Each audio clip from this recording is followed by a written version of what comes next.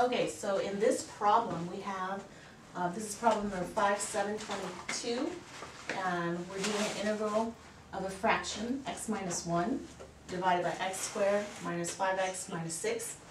And the way to solve, the easiest way to solve such a fraction is when you have a fraction where you have a polynomial of n order on the bottom and a polynomial of n order that is lower, where the numerator is a lower order polynomial than the denominator, you can split the integrand into a series of smaller fractions that are much easier to handle and integrate. And that's what we're going to do. And that method is called partial fractions.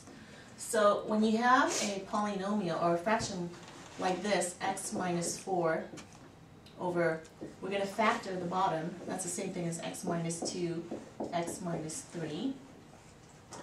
We can rewrite that as sum a over x minus 2 plus sum b over x minus 3. Now notice that the order of the polynomial on the bottom has to be one less than what's on the top. So for example, if this had been x to the 4th minus 2, then your numerator would have to be ax cubed plus bx squared plus cx plus d, and then you'd have to try to find a, b, c, and d. So remember, whatever's on the order is on the bottom. Everything n minus 1 on the way all the way down to x to the 0 has to be represented. So now we multiply the fraction through by x minus 2, x minus 3. And we're left with on this side x minus 4 is equal to a times x minus 3 plus b times x minus 2. And to find a and b is really easy. We just strategically choose values of x. I'm going to choose x to make this go away, so that will be an x equal 2.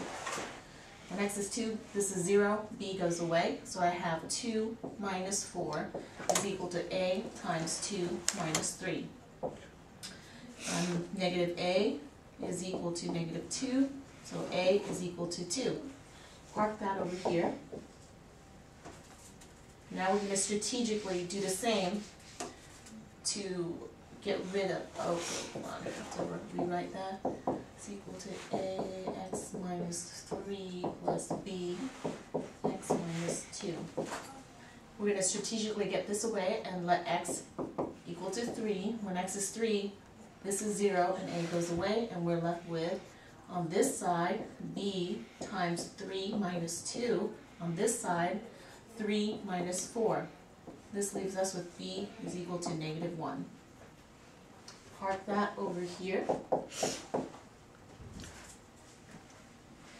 So now,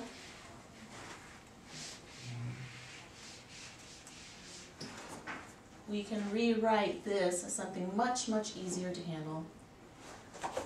This integral is the same thing as a, we said was 2, b, we said was negative 1. So this integral can be rewritten as that, which is much easier to handle because we can break these up into two smaller ones.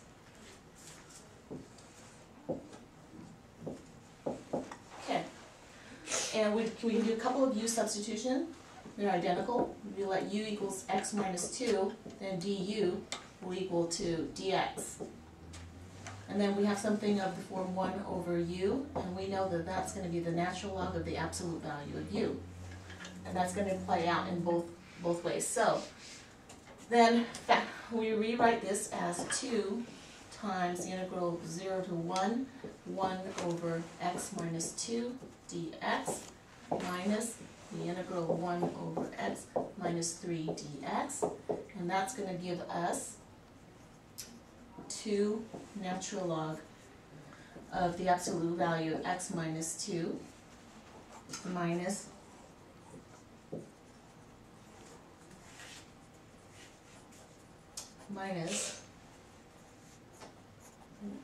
the natural log of the absolute value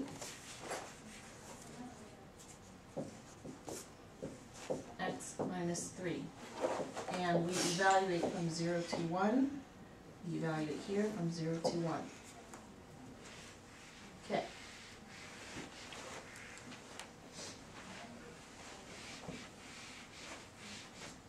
And over here, this gives us 2 times natural log of 1 minus 2 is -1. And then that's going to be minus natural log of 0 of the absolute value. So this is going to be natural log of 1. 1. And then here we have 0 minus 2, which is -2. The absolute value of that is 2. And here we have natural log of 1 minus 3 is -2, which gives us natural log of 2. And then 0 minus 3 gives us natural log of 3.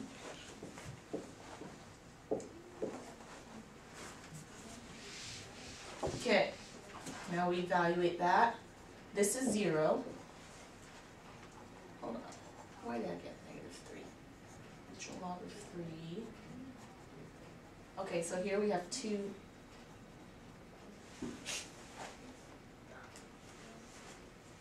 So here we have 2 times 0. Natural log of 1 is 0. 2 minus natural log x minus natural log 2 minus natural log of x minus 3.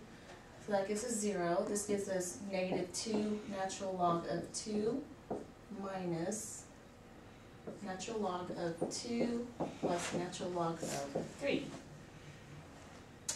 Okay, so let's see what that gives us. 2, -2 natural log of 2 minus natural log of 2 plus natural log of 3.